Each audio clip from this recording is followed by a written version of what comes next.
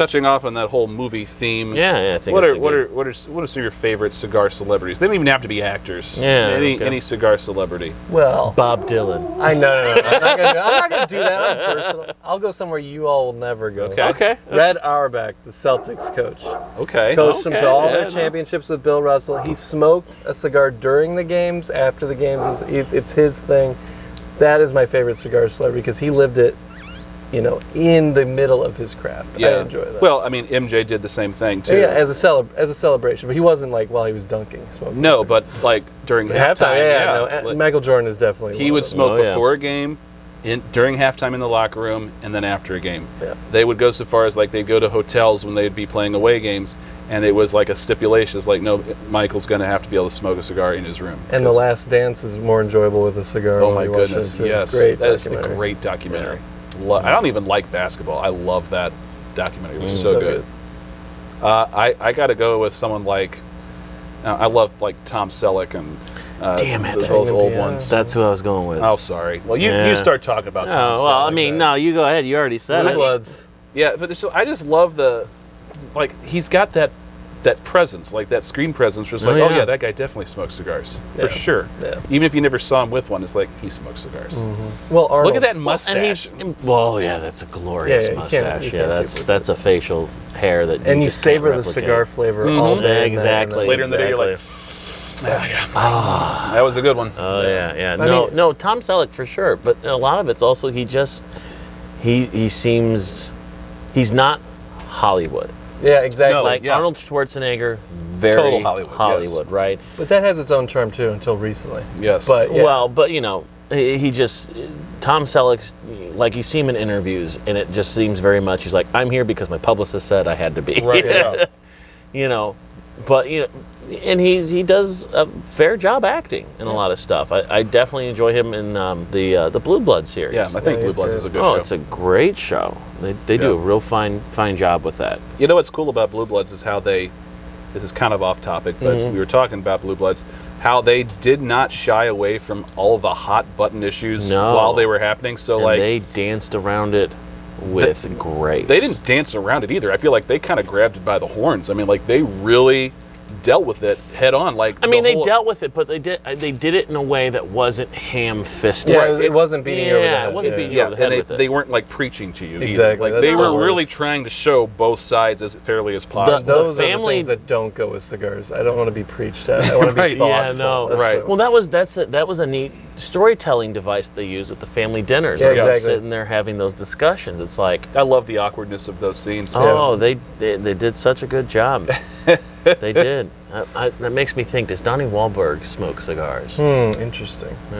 Because he would certainly be one of my guys, for sure. Because he's great in that series. Does a fantastic job in Band of Brothers. That's another good sit and smoke. For sure. I like the really old guys, like the George Burns. Oh, of course. Yeah, George Burns.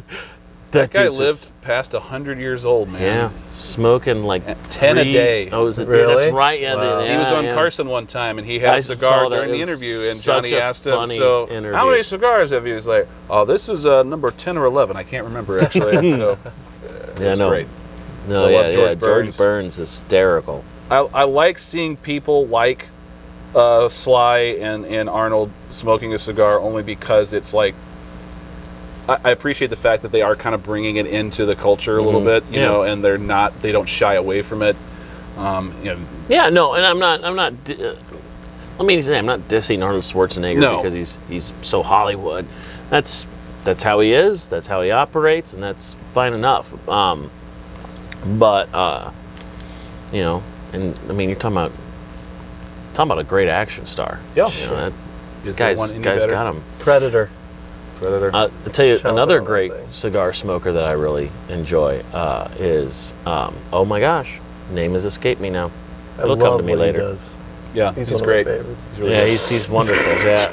Can we go historical figures? Well, Mark Twain, man. Yeah, absolutely. That dude embodies for cigar. sure. And the Mark Twain cigar, a decent $4 cigar. You're just looking to burn one while you're mowing the lawn. That's as far as $4 cigars exactly. go, man. Get your money's worth. Exactly. Yeah.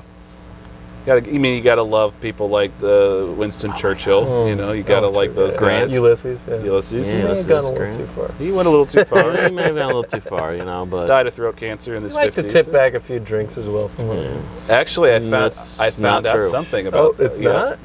So there's a historical controversy regarding the alleged alcoholism of U.S. Grant, and I read a really great great biography about him.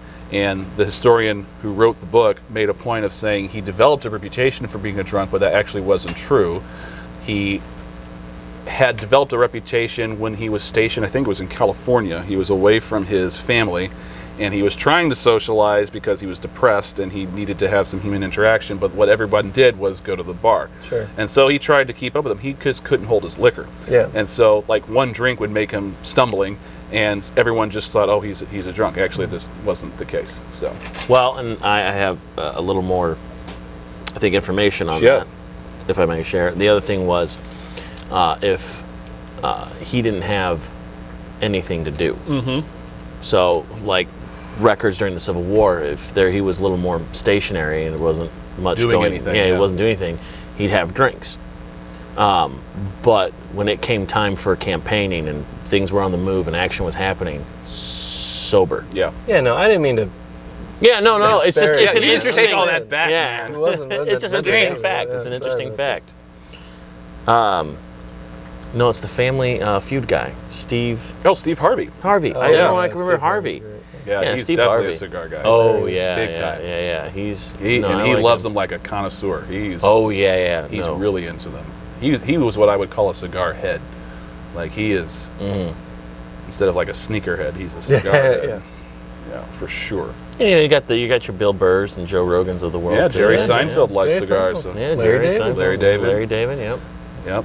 Oh, back to a topic we've discussed. Sure. Kramer smoking a cigar in damn near every scene that he's in, man. Yeah, boy, does he indoors in New York City. That's ballsy. That was one of the best episodes when he turns his apartment into a cigar lounge. Yes, exactly. Well, not just a cigar, like the smoking lounge. When he finally discovers how bad he looks is when he tells Jerry it's pipe night tonight. Pipe night tonight. Giddy up. Oh, mama. I heard this this podcast and this writer was on. Oh, I don't like podcasts.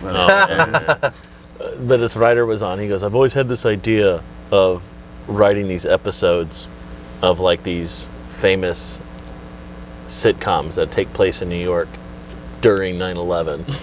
Oh no.